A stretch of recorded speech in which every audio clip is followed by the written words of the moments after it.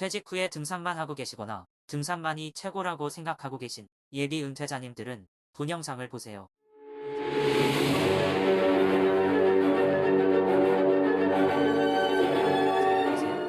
요즘은 덜합니다만 몇 년 전까지도 중년의 남성분들이 아침부터 등산복을 입고 집을 나와서는 산과 공원을 무리지어 돌아다니는 것을 많이 봤을 것입니다. 그러다가 차를 마시거나 배고프면 적당히 끼니를 때우면서 시간을 보내다가 해가 지고 저녁이 오면 등산 친구들과 술자리를 같이 합니다. 그래도 등산을 통해 땀도 흘렸기 때문에 술도 죄책감 없이 과음을 하게 됩니다. 술이 떡이 되어 집에 돌아가서 배우자의 잔소리에 부부싸움도 끊기지 않습니다. 건강과 가성비 때문에 등산을 선택하지만 술로 인해 둘 다 잃게 됩니다. 이렇게 많은 중년의 사람들이 등산에만 매달리는 것은 퇴직 후 시간은 차고 넘치는데 특별히 취미나 특기가 없기 때문에 남들이 하는 것 따라하는 것입니다. 중년이 되면 인생 후반전에 막연히 쉬면서 적당히 보내면 된다고 생각하시는 분들이 많은데 이건 착각입니다. 진정한 인생은 중년부터입니다. 중년 이전에는 가족을 위해 참고 또 참고 회사에 열심히 다니면서 희생을 감수하는 시기라면 중년 이후에는 진정한 자기가 하고 싶었던 삶을 찾아 살아가야 하는 시기입니다.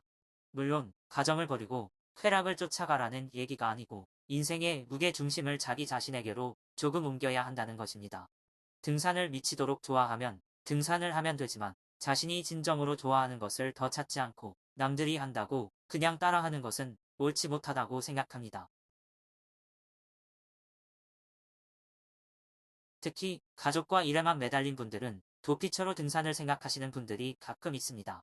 퇴직이 빠른 분들은 40대 중반이면 퇴직하는데 구직도 잘 안 되고 창업은 더더욱 어렵고 하니 많은 분들이 자신감도 잃고 은둔형 외톨이가 되어 등산 같은 도피처를 찾는 경우가 많습니다. 등산도 좋습니다. 다만 더 먼저 해야 하는 기본사항이 있습니다. 우선 제일 먼저 집에서 혼자서도 일상을 스스로의 힘으로 꾸려나갈 힘부터 키워야 합니다. 세탁기, 사용법도 모르는 사람이 많습니다. 첨단 장비를 다루면서 회사 일을 했던 사람도 빨래와 세제를 넣고 스위치를 켜면 되는 세탁기를 못 돌리는 사람이 의외로 많습니다. 아무리 가치 없어 보이는 집안일조차도 제대로 적응 못하고 가족에 의존하면 인생이 초라해지기 시작합니다. 세탁기, 청소기, 인덕션, 에어프라이어 등 집안 가전제품을 스스로 돌려 가사 일을 분담하고 그 다음으로 가족을 위해 음식도 조금씩 배워가는 것이 좋습니다. 사람에게는 먹는 행복이 엄청 큽니다. 요리라고는 라면밖에 못하는 직장인들 너무 많습니다. 자신의 일상을 꾸려나가고 가족을 위해 요리도 하는 남편이자 아빠가 되면 인생 후반전을 살아갈 수 있는 정말 사소하지만 큰 출발점에 설 수 있습니다.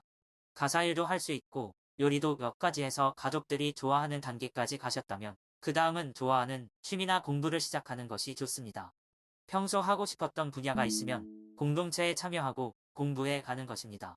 특히 공부를 시작하는 것에 대한 두려움은 누구에게나 있는 것인데 돌아서면 금방 까먹는 돌머리가 된 지금 무슨 공부를 할 수 있겠나 싶으시겠지만 그렇지 않습니다. 중년이 되면 떨어지는 뇌기능이 당연히 있습니다. 기억력은 젊었을 때보다 많이 퇴화되지요. 하지만 나머지 뇌기능은 오히려 중년 때 더 좋아진 것이 많습니다. 경험과 노하우를 바탕으로 종합하는 능력이나 직관하는 힘은 더 탁월합니다. 그런데 사회적 분위기상 강제로 퇴직을 강요당하는 처지가 어느 순간 다가옵니다. 이렇게 되면 본인 스스로가 스스로를 퇴물 같다고 느껴지기 때문에 자신감이 바닥이 됩니다. 이렇게 자존감도 떨어질 대로 떨어져 있고 그리고 머리도 잘 돌아가지 않습니다. 왜냐하면 회사에서 특별히 공부할 기회가 잘 없습니다. 그래서 공부머리가 수십 년 동안 퇴화되어 깊이 잠자고 있습니다. 공부머리를 깨우려면 일단 간단하더라도 글쓰기를 시작하세요. 한 줄이라도 매일 글쓰기 하면 한두 달 만에 공부머리가 자연스럽게 각성하게 됩니다.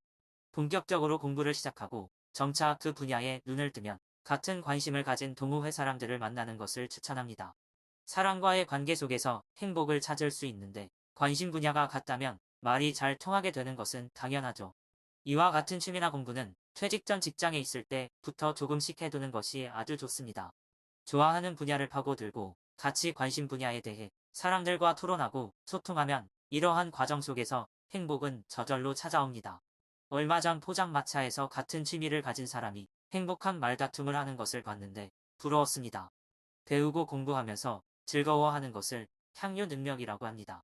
이 능력을 가진 사람은 부자나 권력을 가진 사람과 자신을 비교하지 않습니다. 나다운 삶을 살아가는데 비교 대상이 있을 수 없습니다. 다시 한번 전체적으로 간단히 정리해보면 제일 먼저 스스로의 힘으로 일상을 꾸려나갈 수 있는 힘을 배우고 익히고 요리 등을 통해 가족에 기여하고 교감할 수 있도록 할 것이며 이를 바탕으로 어릴 때 꿈꿔왔던 좋아했던 것을 공부하고 깊이를 쌓아서 남에게 공유하고 봉사하는 삶이 정말로 행복에 가장 가까이 가 있는 것이 아닐까 싶습니다. 참 쉽죠? 하하하. 준비한 내용은 여기까지입니다. 감사합니다.